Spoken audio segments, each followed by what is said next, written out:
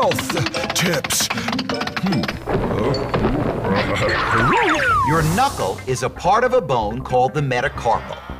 It's not a good idea to develop the habit of cracking your knuckles for two reasons. One, the sound can be aggravating to someone else, particularly your parents. And two, when you push down on the knuckle to crack it, it causes unnecessary pressure on the joints in your hand.